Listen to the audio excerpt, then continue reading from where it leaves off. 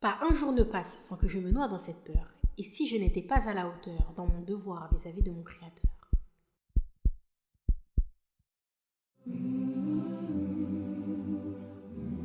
Assalamu alaikum wa rahmatullahi wa barakatuh. Que la paix, la miséricorde et les bénédictions d'Allah soient sur vous. Marhaba, bienvenue dans le podcast Opération Firdaus, le podcast pour la jeunesse musulmane qui sont à la recherche de l'excellence. Nous sommes deux sœurs en Allah et amies dans la vie de tous les jours. Notre objectif commun à travers ce podcast est d'inciter la communauté musulmane à la réflexion sur des sujets de notre quotidien, en se remettant tout simplement ou non en question pour arriver à la destination finale, le plus haut degré du paradis, le Firdaus. Que ce soit dans le domaine professionnel, familial, social, personnel ou spirituel, nous allons balayer tous les sujets en lien avec notre quotidien. Alors si vous êtes dans l'optique d'améliorer votre personne, votre pratique, d'exceller dans tout ce que vous entreprendrez vis-à-vis de notre magnifique et belle religion qui est l'islam, alors vous avez toqué à la bonne porte. On vous souhaite une agréable écoute, Inch'Allah, en espérant que cela puisse vous profiter. Barakallahu fikum. Qu'Allah vous couvre de sa bénédiction.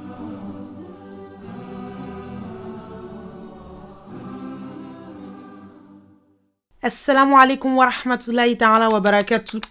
Pète c'est ici, bonjour. Ça va pas? T'as osé? Ouais. C'est toi on comme va d'habitude, encore hein, une mais fois bon. la pardonner. Non, sérieux, on va essayer d'être un peu plus sérieuse. Allez, parce que bismillah. franchement, les derniers épisodes, on s'est beaucoup laissé aller. Beaucoup trop. Beaucoup trop. Enfin bref, on espère que vous vous portez bien, que votre semaine, elle s'est bien passée. De notre côté, comme d'habitude, hein, de toute façon, quand on est musulman, on doit toujours dire Alhamdulillah, Alhamdulillah, c'est quoi vrai. qu'il se passe. n'est-ce pas En plus, il fait beau, donc vraiment, Ça rien fait de trop, mieux. trop plaisir. Exactement. Bah du coup là, on se retrouve du coup pour la suite de l'épisode précédent qui on espère vous a plu comme d'habitude et surtout vous a été profitable. En tout cas nous, ça nous a permis vraiment de nous rappeler une fois de plus le statut honorable de la femme en islam Ouais. et ça nous pousse donc à être la meilleure femme musulmane possible. Il y a 2 semaines, on vous avait dit que dans cet épisode, on allait parler des femmes de l'islam, de nos modèles et de nos défaillances comportementales, si on peut appeler ça comme ça, et qui font qu'on a du mal en fait à suivre ces modèles et à s'en inspirer correctement. Mais finalement, cet épisode traitera principalement de nos modèles, et pour ce qui est de nos défaillances, on en parlera légèrement en conclusion, puisque ces différents aspects seront abordés dans les thématiques concernées plus tard, Inch'Allah. On s'est dit en fait que ça allait être trop long sinon. Ouais, déjà que là, l'épisode, il s'annonce costaud. Il s'annonce costaud, effectivement. Et du coup, dans cet épisode, on va découvrir ensemble quelques histoires des femmes de l'islam, de grandes figures de l'islam, de noms que l'on connaît ou pas. On verra quelle place aussi elles ont dans l'islam. On remarquera aussi que si on les prend comme modèle dans notre vie quotidienne, notre vie sera paix et sérénité, Inch'Allah. Plus on apprendra à les connaître, en fait, plus notre amour envers elles augmentera et on les prendra naturellement, en fait, pour modèle. Et pour en finir, on fera le focus sur une femme de l'islam et on entrera un peu plus dans les détails, du coup, concernant son histoire. Du coup, bah, je poursuis. Hein. D'abord, Oui. on va commencer par le premier. Hein. Oui. On doit connaître nos modèles. Oui. Alors, il faut savoir qu'il est d'une importance capitale de connaître les modèles qu'Allah nous a donnés. En fait, l'être humain se construit en référence à des modèles. Il les observe et il les imite. Et ça, en fait, c'est dès le plus jeune âge. Et donc, en tant qu'humain, on est obligé de prendre exemple sur quelqu'un, d'avoir des références, des personnes à qui l'on voudrait ressembler. Et en fait, c'est tout à fait naturel. Ouais. Par contre, si la petite fille n'a pas d'autre choix que de suivre le modèle qu'elle a au quotidien, à savoir sa mère, genre nous avons le choix de suivre nos modèles. Exactement. Et alhamdoulilah, nous sommes des adultes, hein, ou plutôt nous avons passé l'âge de la raison et sommes responsables de nos actions vis-à-vis d'Allah. Alors il est primordial de faire attention à qui l'on prend comme modèle. Et en fait, suivre un modèle peut te conduire à ta réussite ou à ta perte. Et par exemple, si on se dit musulmane, il est indispensable de prendre en modèle une personne elle-même musulmane qui aspire aux mêmes valeurs et principes que nous. Ça va de soi. Ouais, c'est ça. Et avant d'entamer mon cheminement spirituel, de commencer à apprendre la science religieuse, etc., je connaissais les femmes de l'islam que de nom. En fait, il était impossible pour moi de raconter leurs histoires car je ne connaissais absolument rien d'elles. Et donc, je ne les connaissais pas. Je prenais d'autres personnes comme exemple. Vous vous en doutez bien que c'était des personnes qui n'avaient rien à voir avec l'islam. Et je me référais à des modèles qui avaient réussi, entre guillemets, professionnellement parlant, parce qu'avant, pour moi, c'était ça la réussite. Et l'apaisement spirituel dans tout ça, c'était clairement secondaire. Et encore une fois, j'ai juste été bêtement influencée par la société dans laquelle j'ai grandi. Et du coup, quand j'ai cheminé petit à petit dans la religion, je me suis rendu compte que les personnes que j'avais comme modèle n'avaient rien à voir avec les valeurs et les principes que l'islam nous transmettait. J'ai vu qu'Allah nous avait donné des modèles à suivre et que c'était juste moi qui étais ignorante en fait. Et du coup, quand j'ai découvert en profondeur les histoires de Khadija, Hajar, Soumaïa, Maryam, radiallahu anha, j'étais émerveillée. J'ai tout de suite voulu leur ressembler et à travers leurs histoires, j'ai trouvé cette sakina, vraiment cette paix intérieure, cette sérénité et vraiment je voulais ressentir la même chose tout le temps. Et mes autres modèles ne m'avaient jamais fait ressentir une paix intérieure, hein. Genre tout était mondain, il y avait vraiment rien de spirituel. Absolument rien, voilà. Et quand on pense aux femmes modèles de l'islam, on pense de suite aux 4 femmes promises au paradis. Mais qui sont-elles vraiment ? Et pourquoi ont-elles ce privilège d'être promises au paradis ? Pourquoi sont-elles si exceptionnelles ? Qu'est-ce qu'elles ont fait pour qu'Allah leur accorde ce privilège ? Ce n'est certainement pas pour des acquisitions de biens matériels, ni de postes professionnels prisés, etc. Et du coup, on va citer un hadith qui, d'après Abdullah ibn Abbas, radiallahu anhu, le prophète, alayhi salatu wassalam, a tracé 4 traits sur le sol, puis a dit « Savez-vous ce que c'est ?» Ils ont dit « Allah et son messager sont plus savants. » Alors le prophète, alayhi salatu wassalam, a dit « Les meilleures femmes du paradis sont Khadija bint Khuwaylid, Fatima bint Muhammad, Maryam bint Imran et Asya bint Muzahim, la femme de Pharaon. » Et c'est un hadith rapporté par l'imam Ahmed. Bon du coup, Maryam, je te laisse poursuivre. Tu vas nous parler d'une des 4 femmes promises au paradis. J'imagine que tu vas commencer par Maryam. Tu devines bien. Évidemment. Commençons par Maryam. Que dire en fait de la mère de Isa, Jésus, alayhi salam, fille de parents nobles qui sont Imran, radiallahu anhu, d'ailleurs dédicace à la 3e sourate du Coran qui lui est dédiée, et Hanna, radiallahu anha, qui était une adoratrice fervente. Elle est de la descendance du prophète David, alayhi salatu wassalam. Et quelle noble lignée. On a même un hadith du prophète sallallahu alayhi wa sallam qui nous dit, c'est rapporté par Abu Huraira, radiallahu anhu, tout nouveau-né est touché par le diable à la naissance. C'est pourquoi il se met à pleurer. Sauf Maryam et son fils. Et Abu Huraira rajoute à ce propos, je la place ainsi que sa descendance sous ta protection contre le diable, le maudit. C'est rapporté par Bukhari.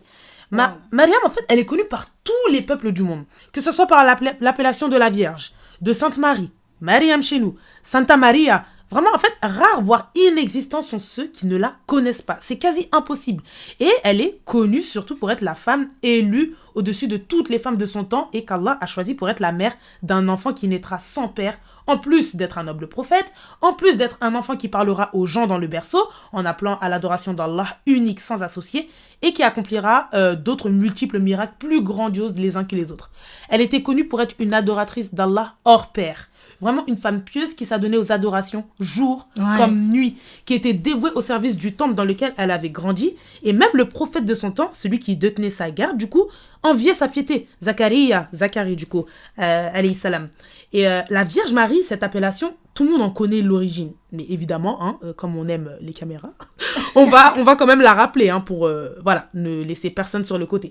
Comme on l'a dit, elle a été élue par Allah pour porter Isa, alayhi salam. Et cet honneur, mais surtout cette épreuve, l'a mis face à beaucoup de difficultés qu'elle a surmontées comme personne de son temps.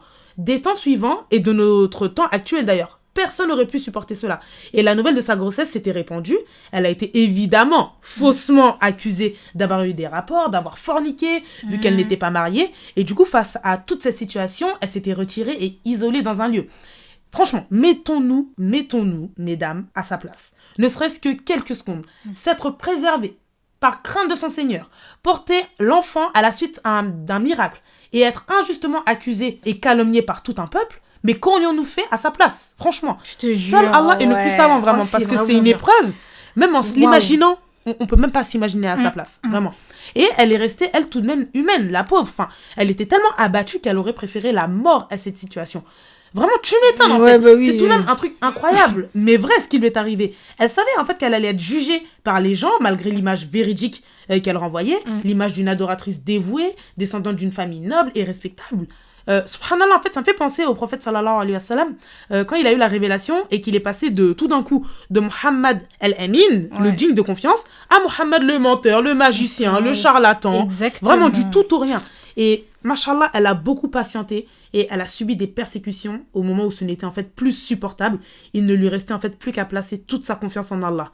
Quand on entend Mariam, automatiquement on entend patience, pureté, tawakkul ala Allah, vraiment confiance en Allah fois 1000 et courage, parce que, excusez-moi, être enceinte dans ces circonstances, accoucher seule dans un endroit reculé, porter un enfant dont les miracles se manifestent dès le berceau, c'est pas facile. Ouais, c'est dur. On s'imagine, c'est pas facile. On peut même pas imaginer carrément. Impossible.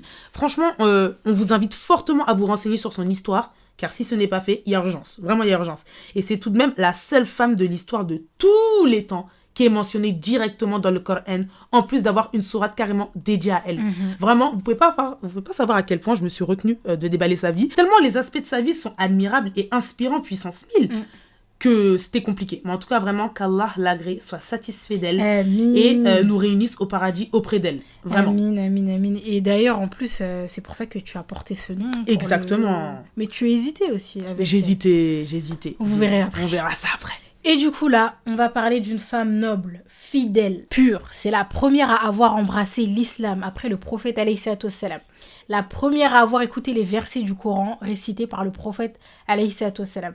C'est la première à avoir porté un enfant de Muhammad alayhi salatu wassalam. Il s'agit bien évidemment de Khadija bint Khuwaylid, la première épouse du prophète alayhi salatu wassalam et sa préférée. J'ai voulu faire roulement de tambour, mais tu m'en as empêché. Ouais, c'est vrai. Ouais, enfin bref, tu peux continuer. Dommage. Et j'ai un petit hadith à vous partager. D'après Abu Huraira radiyallahu anhu, Jibril alayhi salam est venu un jour au prophète alayhi salam. Il lui a dit: ô messager d'Allah, voici Khadija qui vient à toi portant un récipient contenant un condiment, de la nourriture ou de l'eau. Quand elle arrivera, transmets-lui le salam de son Seigneur ainsi que le mien et annonce-lui la bonne nouvelle d'un palais de perles au paradis, exempt de tout bruit et de toute fatigue. Et c'est rapporté dans le Sahih de Bukhari. Méditons un petit peu sur ce hadith. Elle a reçu le salam de la part de son Seigneur et de Jibril alayhi salam. Là, qui a reçu le salam de la part de son Seigneur? Quel honneur et quel privilège. Quel honneur, mais quel privilège. C'est pas la voisine du coin. Tu passeras le salam à ta mère. Non, c'est pas ça. C'est pas ça. Tu vois? Et du coup, en fait, Khadija, elle a été un grand soutien pour notre bien-aimé alayhi salatu wassalam, une épouse exemplaire. Notamment au moment où Mohammed alayhi salatu wassalam a reçu la révélation. Et comme vous le savez ou pas, le prophète alayhi salatu wassalam avait l'habitude de se retirer dans la grotte de Hira afin de méditer. Et c'est à ce moment-là que l'ange Jibril il s'est présenté à lui et lui a révélé les premiers versets. Et c'est cette nuit qu'il a reçu la révélation. Et le prophète, en fait, il a eu très peur et il a couru rejoindre son épouse Khadija. Elle lui a ouvert la porte, mais elle n'a pas paniqué. Elle l'a laissé entrer, il s'est assis, elle a attendu qu'il se calme et le prophète, alayhi salatu wassalam, il lui a fait part de sa peur et elle a répondu: Allah ne t'abandonnera jamais. Méditons encore une fois, un instant. La sagesse qu'elle avait, en fait, elle ne l'a pas jugée. Elle n'a pas accablé, elle ne lui a pas posé un tas de questions, genre hey, raconte-moi ce que t'as vu, dis-moi ce qui se passe, mais t'es sérieux, pourquoi tu pleures, pourquoi t'es... Non, pas du tout, elle a tout simplement fait confiance à son mari. En fait, il faut qu'on en prenne de la graine, soyons un havre de paix pour notre mari, afin qu'il ait confiance en nous et qu'il se réfugie en fait auprès de nous dans des moments de doute où il a peur, où tu vois, il est angoissé. À la suite de ça, elle l'a apaisé, elle l'a soutenu, elle lui a rappelé toutes ses qualités. Elle lui a dit: tu maintiens les liens de parenté, tu assistes le nécessiteux, tu traites généreusement les invités, tu défends ceux qui soutiennent les justes causes. Elle a su trouver les bons mots. Le prophète alayhi salatu wassalam a été rassuré et a trouvé un repos et un confort auprès de sa femme. L'entièreté du récit, il est retranscrit dans le Sahih de Bukhari. Du coup, je vous invite vraiment vivement, oui, à aller voir ça si ce n'est pas déjà fait. Et ensuite, il a appelé les gens à l'islam. Il a été moqué, traité de menteur, tu sais, comme tu l'as dit, charlatan, etc. Mais Khadija, elle l'a toujours soutenu. Elle a cru en lui. Elle a été une épaule pour lui. Le prophète alayhi salatu wassalam, il s'est marié avec Khadija jusqu'à qu'elle décède. Elle n'a pas eu de coépouse, en fait. Et c'est la mère de ses 6 enfants. Et le prophète alayhi salatu wassalam, il aimait tellement Khadija que Aïcha radiyallahu anha, elle en était jalouse, alors qu'elle n'avait jamais vu, étant donné qu'elle était déjà décédée avant son mariage. Il vantait énormément ses mérites. Elle a occupé une grande place dans le cœur du prophète. Et du coup, vraiment, qu'Allah l'agrée et soit satisfait d'elle. Amin. Et voilà, j'aime beaucoup cette femme. Raison pour laquelle... C'est mon modèle. C'est ton modèle. Oui, clairement. On ne peut pas respirer... J'allais dire ton nom, mais on ne peut pas parler avec Khadija sans qu'elle nous parle de Khadija. Voilà. Vraiment, mais comme tu l'as dit, vraiment qu'Allah soit satisfait d'elle. Pour la troisième histoire, on va vous parler d'une femme qui est un exemple pour les croyantes. Elle a abandonné toutes ses richesses de ce bas monde par amour pour Allah et pour avoir sa place au paradis. Elle est mentionnée dans le Coran. Allah subhanahu wa ta'ala nous a donné comme modèle la femme de Pharaon. Il est l'homme qui a atteint le plus haut degré de la mécréance sur terre. Oui. Il s'agit évidemment de Asiya radiallahu anha. Ouais. Remettons-nous dans le contexte, juste un peu. Après avoir fait un rêve, interprété par ses conseillers, Pharaon décréta du coup la mise à mort de tous les nouveau-nés de sexe masculin. Parce que, selon l'interprétation faite de son rêve, l'un d'entre eux allait bientôt le détrôner du coup. Suite à cette annonce, la mère du prophète Moussa alayhi salam, enceinte et terrifiée, ne savait pas en fait si elle attendait un garçon ou une fille. Et elle fut inspirée d'une idée, entre guillemets. C'est Allah qui lui a Du coup, évidemment, donné cette idée, ouais. qui est rapportée dans la sourate 28, Al-Qasas, les récits, verset 7. وأوحينا إلى أم موسى أن أرضعيه فإذا خفت عليه فألقيه في اليم ولا تخافي ولا تحزني إنا رادوه إليك وجاعلوه من المرسلين. Allaite ton enfant, et si tu crains pour lui, jette-le dans le flot. Ne t'attriste pas, nous te le rendrons et ferons de lui un messager. Franchement, c'est une très grosse épreuve qu'a vécue la mère de Moussa alayhi salam. Elle a fait preuve d'un grand tawakkul, vraiment par la grâce d'Allah, qui lui a raffermi son cœur afin qu'elle puisse être patiente. Ouais. On va résumer vraiment en bref. Par la suite, c'est Asiya radiallahu anha qui a récupéré Moussa alayhi salam sur le fleuve. Et elle était d'ailleurs considérée comme étant sa mère adoptive. Et Asiya a embrassé l'islam et a cru en Moussa alayhi salam et en Allah, le Seigneur de l'univers. Et quand Pharaon a su ça, il était fou de rage. Il l'a ramené dans le désert et lui a attaché les mains et les pieds et l'a torturé sous le soleil. Cependant, il est rapporté que les anges lui faisaient de l'ombre et à chaque fois que Pharaon se rapprochait d'elle pour la torturer, elle invoquait Allah. On a justement l'invocation qu'elle a faite à Allah à la sourate 66, At-Tahrim, verset 11. وضرب الله مثلا للذين آمنوا امرأة فرعون إذ قالت رب ابن لي عندك بيتا في الجنة ونجني من فرعون وعمله ونجني من القوم الظالمين. Seigneur, construis-moi auprès de toi une maison au paradis et sauve-moi de Pharaon et de son œuvre et sauve-moi des injustes. Allah subhanahu wa ta'ala lui a montré alors en image la maison qu'il a construite au paradis. Et du coup, en fait, c'est sous cette action que Asiya est morte, laissant dans ce bas monde ses serviteurs, son palais, ses robes, ses parfums et tout ce qui suit. Et elle a tout laissé en fait par amour pour Allah. C'est vraiment en fait une grande démonstration de sa foi et de sa confiance en Allah. Elle s'est sacrifiée pour l'islam. Elle s'est détachée de ce bas monde. Elle n'a pas fait de ce bas monde son souci, à savoir le luxe, les vêtements, les sacs, ni son statut, parce qu'elle était tout de même la femme de Pharaon, l'homme le plus puissant de l'époque. Et elle a fait de sa foi sa priorité et ses soucis. Et évidemment, elle ressort gagnante. Évidemment. Donc vraiment, on apprend d'Asiya que c'est un modèle pour nous les femmes, que ce bas monde n'a pas de valeur et qu'on est sur terre pour construire en fait notre demeure éternelle au paradis. On doit tout faire pour satisfaire notre Seigneur. Vraiment, qu'Allah l'agrée, soit satisfait d'elle et nous réunit au paradis auprès d'elle. Vraiment. Son histoire est tellement admirative. Exactement. Surtout pour les femmes, tu sais, parce que nous, on aime beaucoup les sacs, les trucs et tout. Et elle, voilà, elle a vraiment tout laissé et elle était la femme de Pharaon. Elle avait un statut. Elle avait tout. Elle avait un statut. Et elle a tout laissé pour Allah. C'est vraiment magnifique. Et du coup, là, on va parler franchement d'une histoire qui... J'aime trop. J'aime vraiment trop cette femme. Ouais. Alors, comme vous l'avez vu, on a aussi d'autres femmes exceptionnelles qui ont marqué l'islam. Nous allons d'abord parler de Hajar. Qui était Hajar radiallahu anha? Hajar était l'épouse de Sayyidina Ibrahim alayhi salam et aussi la mère de Ismaïl alayhi salam. Je vous la fais courte. Moi, l'histoire d'Ibrahim alayhi salam, c'est ma meilleure histoire de tous les prophètes. Bref, l'histoire de Hajar, en fait, elle nous apprend le tawakkul, la confiance en Allah et son grand courage lors des moments difficiles. Et un de ces actes est répété jusqu'à aujourd'hui par tous les musulmans qui accomplissent le pèlerinage à la Mecque en mémoire de ce qu'elle a enduré. Du coup, le prophète Ibrahim alayhi salam a eu pour ordre de laisser son épouse Hajar et son nourrisson Ismaïl, qui elle était encore dans le désert d'Arabie, seule et sans provision. Le désert d'Arabie, on voyait plus de 40 degrés et tout, voilà. Et Hajar a demandé à son époux, pourquoi nous laisses-tu ici? Ibrahim alayhi salam, il lui a pas répondu. Et là, attention, méditons attentivement sur la réponse de Hajar, qui est une traduction littérale du tawakkul à Allah, du coup la confiance en Allah.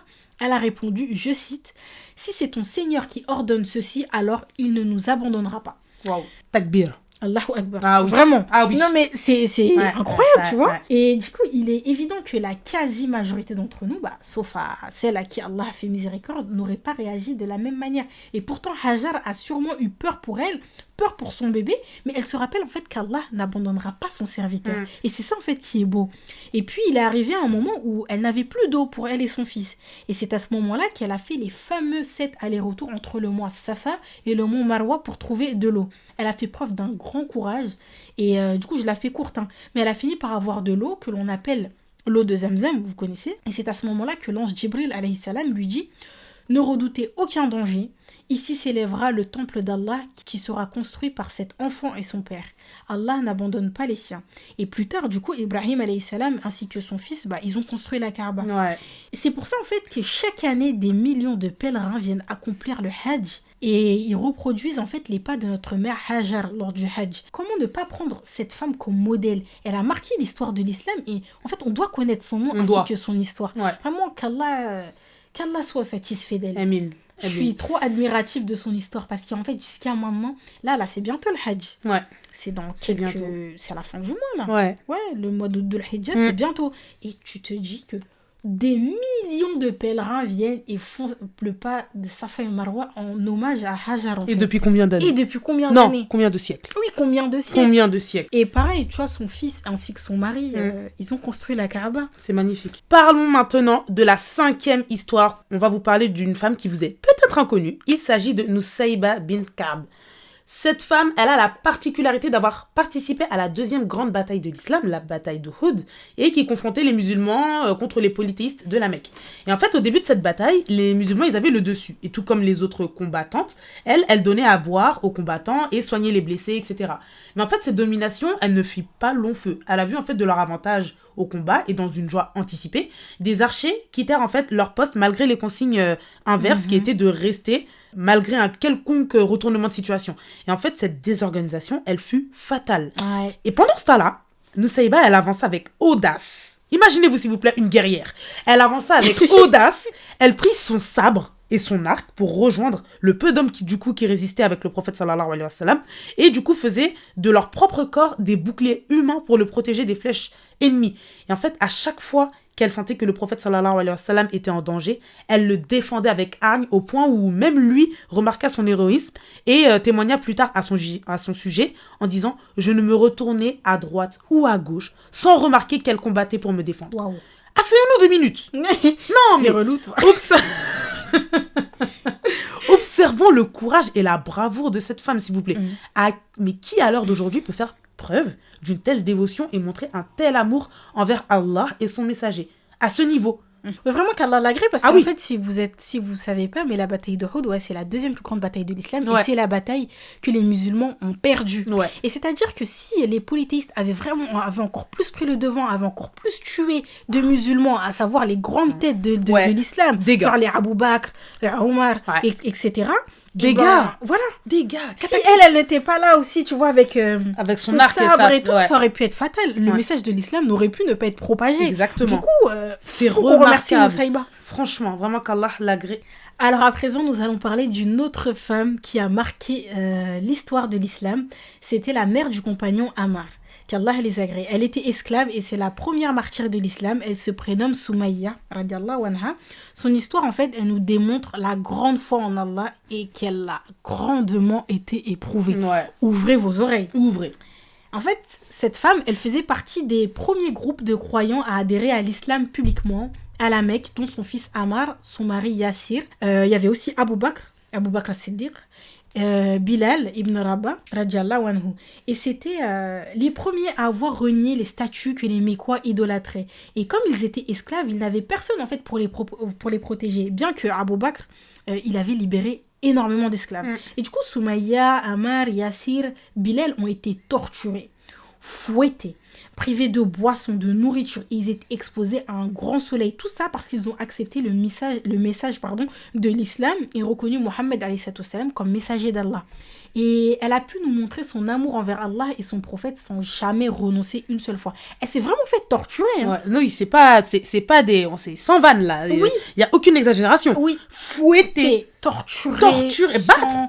Privé d'eau. En plus, dans les déserts comme ça, soleil. Non, c'est franchement... Et du coup, le prophète, alayhi salatu wassalam, il avait l'habitude d'aller là où il se faisait torturer, louant leur courage en disant « Soyez patients, la famille de Yassir. En vérité, votre lieu de rencontre sera le paradis. » Wow. Du coup, c'était beaucoup pour les réconforter.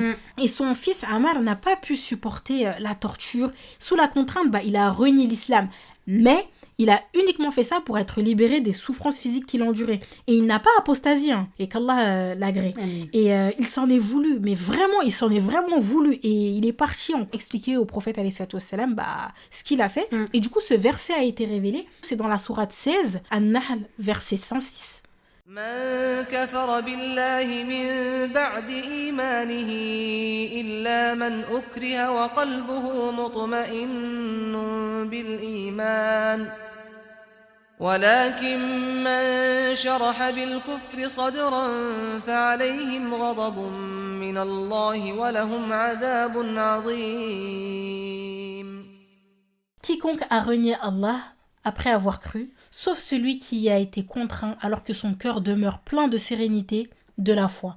Mais ceux qui ouvrent délibérément leur cœur à la mécréance, ceux-là ont sur eux une colère d'Allah et ils ont un châtiment terrible. Du coup, Soumaïa, elle va mourir martyre et c'est la première qui est morte pour le message de l'islam. Et encore une fois, c'est un nom qui doit rester dans notre mémoire, vraiment gravé dans notre mémoire et on doit connaître son histoire. Surtout. Et tirer des enseignements de son histoire. Elle a su se montrer endurante, patiente face aux épreuves. Elle a vu son fils, son époux se faire torturer matin, midi et soir. J'imagine même pas en fait comment ça a dû être douloureux pour une mère de voir ça, tu vois. Et elle est la parfaite illustration du verset 2 de la sourate Al-Ankabut. أحسب الناس أن يتركوا أن يقولوا آمنا وهم لا يفتنون. Est-ce que les gens pensent qu'on les laissera dire « nous croyons » sans les éprouver ? Et pourtant, sa foi en elle et d'autres sont incomparables à la nôtre. Raison pour laquelle, en fait, plus on a la foi et plus on est éprouvé. Et du coup, prenons cette histoire comme un enseignement. C'est aussi en partie grâce à elle que le message de l'islam a pu se propager. Parce que tu vois, elle n'a pas renoncé et Exactement. tout. Mais vraiment, qu'Allah l'agrée et fasse qu'on se retrouve aussi avec elle au paradis. Et qu'on sente, ne serait-ce que le plus bas de son propre rang. Amin. Vraiment. Amin. Alors, à présent, ce n'était pas prévu, mais on va finir par vous parler d'une dernière femme de l'islam avant de passer au focus, comme on vous l'a dit dans l'introduction, sur une des femmes illustres de l'histoire de l'islam, plus en détail. Et du coup, on va vous parler d'une femme qui fait partie des personnes, même pas des femmes, mais des personnes des plus importantes de l'islam. On vous avoue, on ne voulait pas forcément l'aborder au début parce qu'en fait, on s'était dit que bon, tout le monde la connaît, à savoir être une des épouses du prophète sallallahu alayhi wa sallam, d'être la fille de son meilleur ami Abu Bakr as-Siddiq, d'être une femme plus jeune du coup que le prophète sallallahu alayhi wa sallam, etc. Mais en fait, après mûre réflexion et concertation du coup avec les membres de l'équipe, oui, on se croit sur Koh-Lanta, hein. Mais en fait, on s'est dit... Reste concentré. En fait, c'est que je me suis dit, la même chose, je me suis dit, mais pourquoi elle parle comme ça ? Mais genre, dis. Et en fait, on s'était dit, mais qu'il était impossible de ne pas parler d'elle. Même si l'épisode, il fait 2 heures. Ouais, ça y est. On n'en a plus rien à faire. Ça y est. On dit ça à chaque épisode. Même si l'épisode, il fait 2 heures, il est impossible de ne pas parler d'elle. Ouais. D'autant plus, en fait, que le rôle qu'elle a eu dans la transmission et la propagation de l'islam est immense. C'est une ref. Il s'agit bien évidemment de Aïcha bint Abu Bakr as-Siddiq radiallahu anha et radiallahu anhu. On va essayer de la faire courte, vraiment, et on vous invite vivement à lire son histoire qui est admirative. Et d'ailleurs, pour l'anecdote, comme vous le disiez tout à l'heure, Khadija, j'ai longuement hésité à me donner comme nom d'emprunt, entre guillemets, Aïcha ou Mariam, du coup, mais il a fallu faire un choix. Hein. Mais clairement, pour vous dire à quel point c'est un modèle. Sur Aïcha, ah oui, j'étais butée dessus. Je crois que c'est la veille, t'as dit non, je prends Mariam et tout. C'est vrai. Mais vraiment, en fait, elle fait partie de mes modèles principaux, vraiment avec Mariam, que vous comprenez le problème, la problématique qui se posait. Exactement. N'est-ce pas? Donc vraiment, parlons de notre mère Aïcha, l'épouse préférée du prophète sallallahu alayhi wa sallam. La seule qui peut se vanter du mérite que le prophète sallallahu alayhi wa sallam a eu des révélations du Coran dans son propre domicile, par rapport à toutes ces autres femmes. En plus d'avoir d'excellents mérites en tant que fille, épouse et tout autre statut qu'elle occupait en fait. Celle qui a surmonté l'épreuve de la calomnie à son sujet et qui a été innocentée par Allah lui-même dans le Coran. Ouais. Grand moment dans l'histoire de l'islam. Celle qui a vécu d'autres épreuves douloureuses comme la maladie du prophète sallallahu alayhi wa sallam. Sa mort, d'ailleurs, il a été enterré chez elle dans sa chambre, à l'endroit même où il est décédé. La mort de son père, Abu Bakr, et toutes les autres épreuves durant les autres califats suivants. Elle a le mérite d'être l'un des plus grands professeurs de l'islam. Elle a rapporté un nombre important de hadiths. Et elle fait partie d'ailleurs du top 5 des personnes de tout temps ayant rapporté le plus de hadiths. Ouais, à savoir plus de 2200 hadiths rapportés, subhanallah. Et durant toutes ces années, en fait, auprès du prophète sallallahu alayhi wa sallam, elle tira énormément de profit. Déjà de par sa grande mémoire, sa capacité d'observation inhabituelle. Elle était jeune. Exactement. C'est ça. Et elle avait d'excellentes connaissances en fait profondes sur le Coran et la Sunna. Et ce qui fut d'elle une autorité très importante de la loi islamique. Et tout au long de sa vie, en fait, elle aidait les gens à trouver des solutions à leurs problèmes. Et elle avait une méthode en fait d'enseignement qui était particulière à elle, produisant du coup des étudiants qui excellaient, poussant même des compagnons chefs à se tourner vers elle pour régler des problèmes difficiles. C'est vrai. Des points difficiles, des personnes de toutes parties du monde envoyaient des demandes par écrit pour avoir des réponses à toutes sortes de questions. Évidemment, elle y répondait lorsqu'elle avait la réponse, avec toute l'humilité d'un grand savant. Faisant, grâce à elle et d'autres compagnons, de Médine le plus grand centre d'études au monde. Et c'est clairement en fait une adepte de la vérité, tout comme son père d'ailleurs. On peut voir As-Siddiq, le véridique.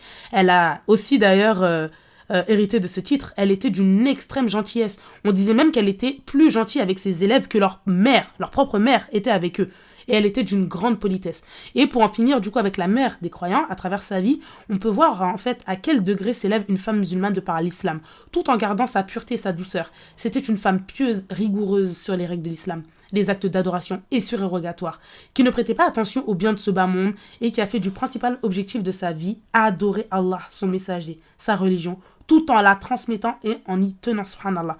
Vraiment qu'Allah soit satisfait d'elle et nous réunisse au paradis auprès d'elle. Là, je pense qu'on a dit 1% des mérites. Oui, et en plus, on voit beaucoup que tu l'aimes beaucoup. C'est abusé. De toute façon, on doit tous l'aimer et tout. C'est vraiment une grande femme. Vraiment. Allah l'agrée. Amin. Donc, du coup, on a fini de vous faire part de quelques exemples de femmes illustres de l'islam. Maintenant, je vais laisser Khadija nous faire débuter le focus sur la femme choisie. Plaisir, parce que moi aussi j'ai longuement hésité entre oui, Khadija c'est vrai. et cette femme-là. J'avais oublié. Ouais, c'est tu te souviens. Ouais, tout à fait. Mais bref, du coup, maintenant qu'on le connaît, les caractéristiques et le comportement des femmes nobles qui ont marqué l'islam, on a décidé de faire un focus sur l'une d'entre elles, que l'on n'a pas encore citée, mais qui fait partie des 4 femmes promises au paradis. Et il s'agit bien évidemment de Fatima Zahra bint Muhammad Rasulullah sallallahu alayhi wa sallam. Et du coup, on a choisi Fatima car on trouve que, contrairement aux autres femmes comme Khadija, Asiya, Aïcha, Mariam, on connaît son prénom mais pas forcément son histoire, et pour la plupart en fait je pense, pour la plupart.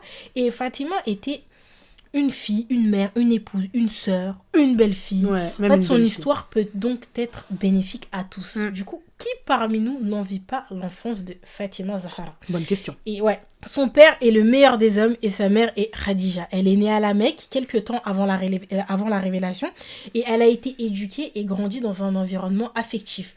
Et en effet, le milieu familial joue un rôle déterminant sur la formation de la personnalité de l'enfant dès sa naissance.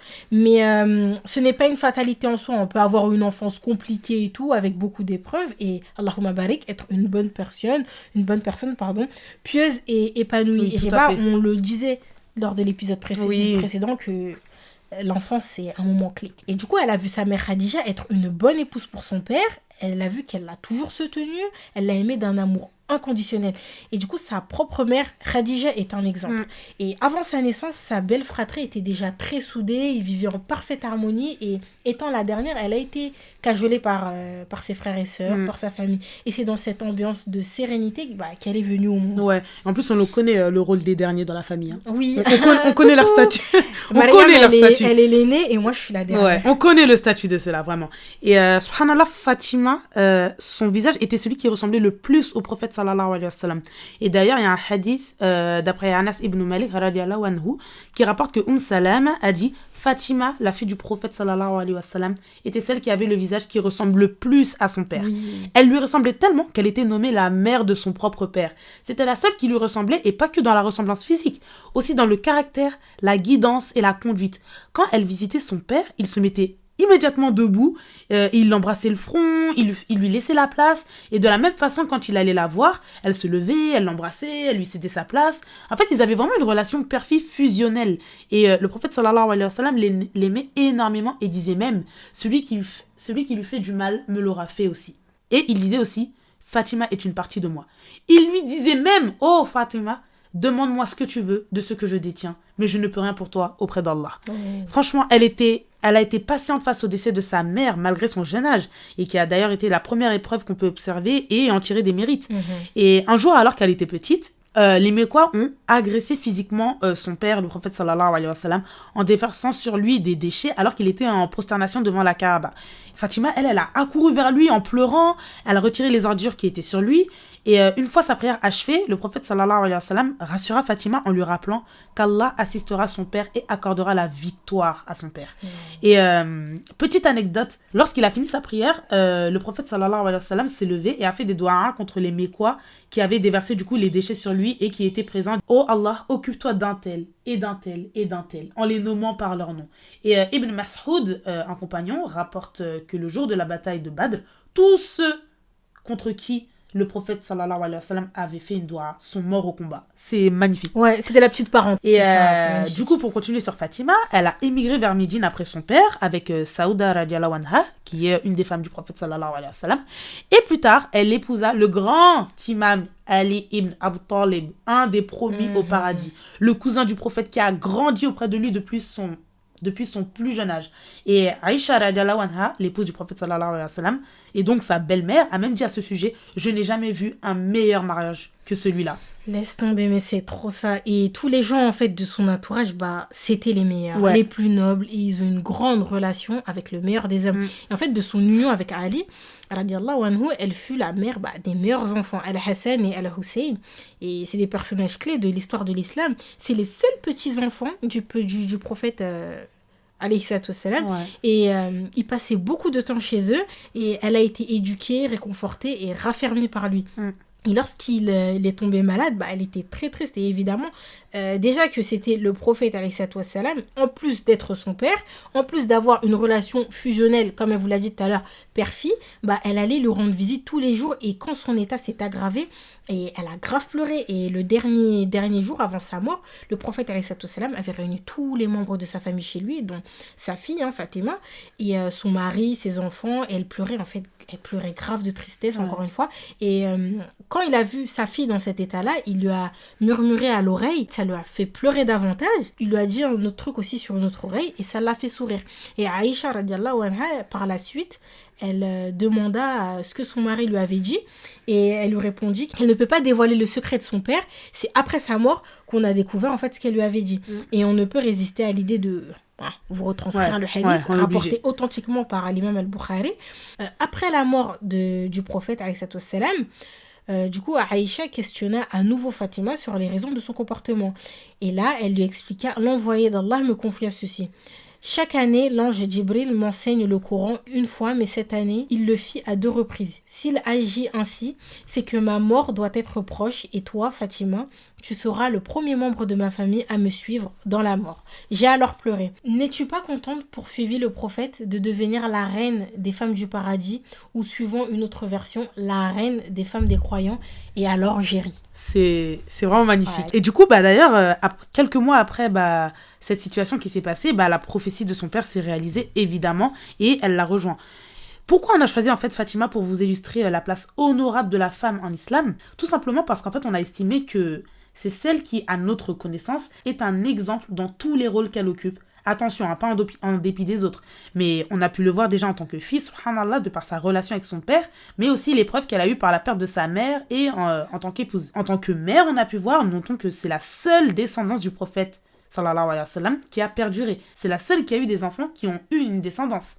Même en tant que belle-fille, car on peut remarquer quand on apprend son histoire qu'elle avait de très bonnes relations avec sa belle-mère Aïcha et ses autres belles-mères d'ailleurs, qui n'hésitaient pas d'ailleurs à passer par elle lorsqu'elles avaient des requêtes à faire à leur mari.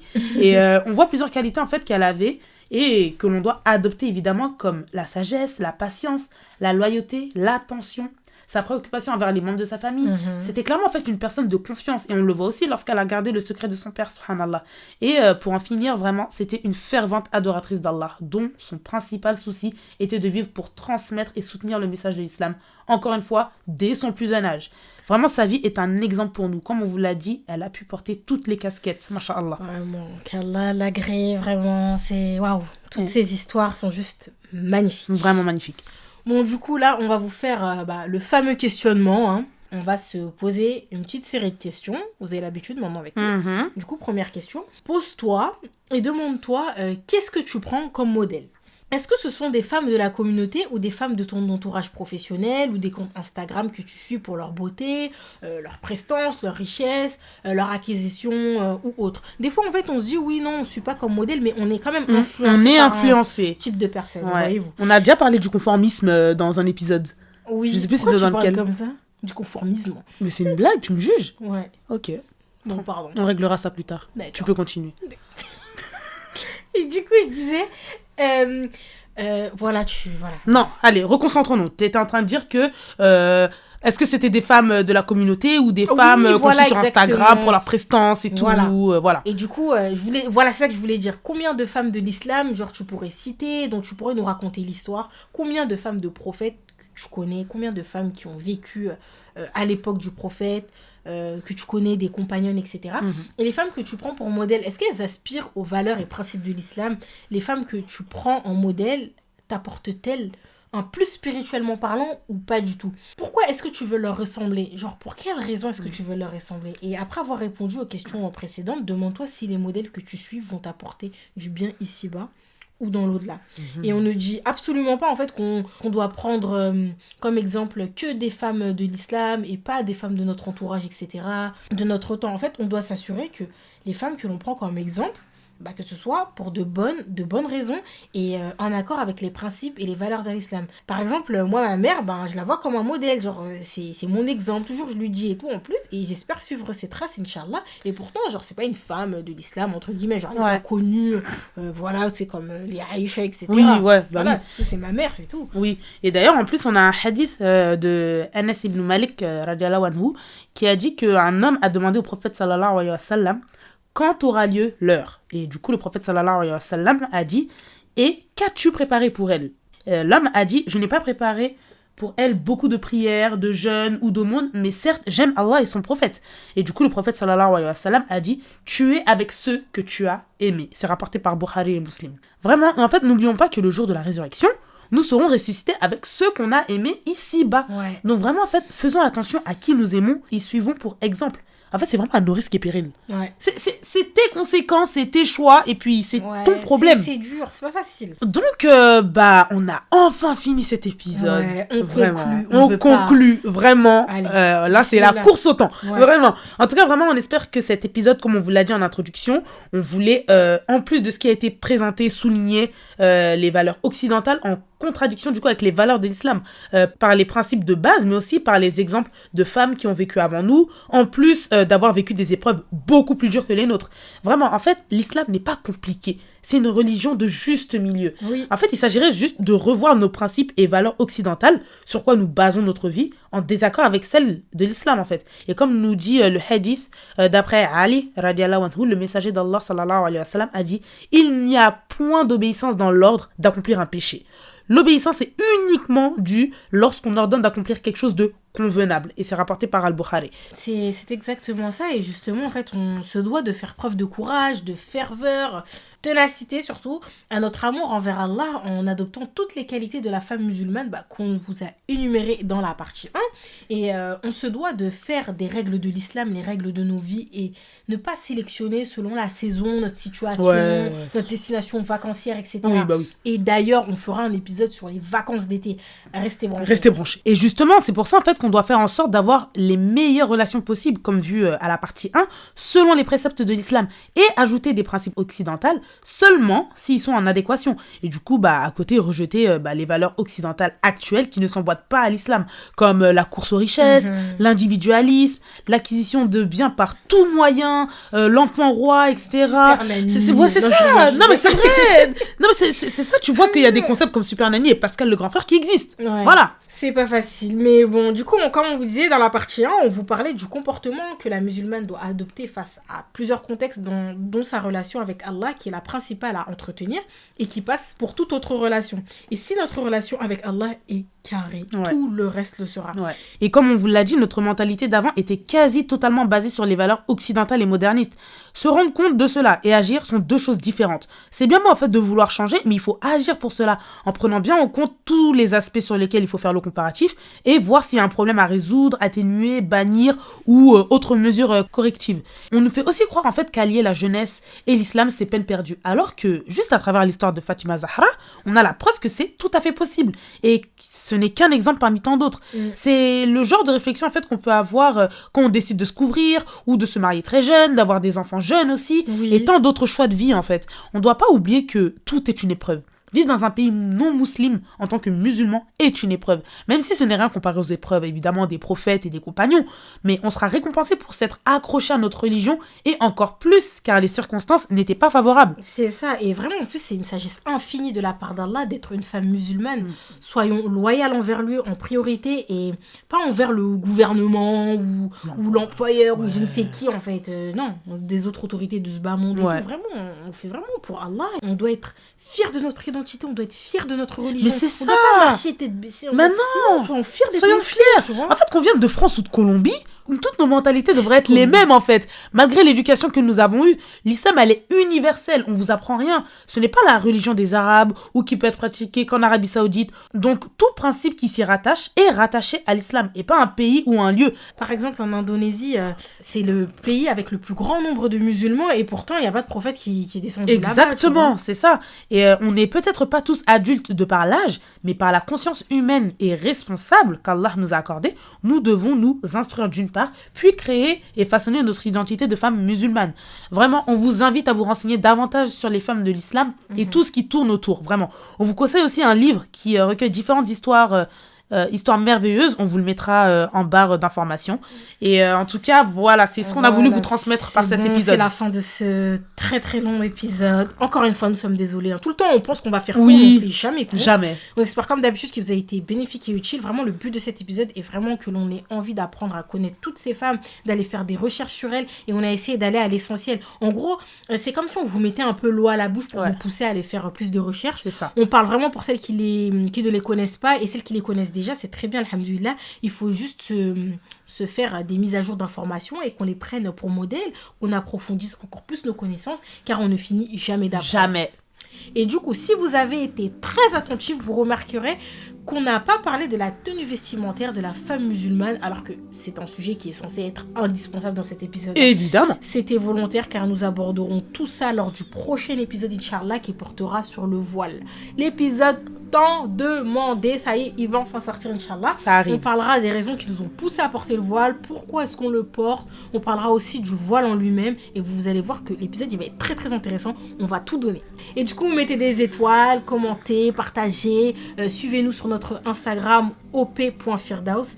Et du coup, voilà, on implore Allah subhanahu wa ta'ala par ses noms les plus beaux et attributs les plus parfaits de faire de nous des femmes pieuses et vertueuses. Amin. Qu'Allah fasse qu'on se rapproche le plus de Aïcha, Mariam, Khadija, toutes les femmes qu'on vous a énumérées et celles qu'on n'a pas énumérées. Qu'Allah nous pardonne nos péchés, nos manquements, qu'il nous pardonne à tous nos défunts et qu'il nous accorde Al-Firdaus comme repos éternel. Amin. Qu'Allah Azza wa Jal étende ses prières et ses salutations sur notre bien-aimé prophète Mohammed alayhi salatu wassalam, sur sa famille ainsi que ses compagnons. Radiallahu anhum. Assalamu alaikum alaikum wa rahmatullahi wa barakatuh.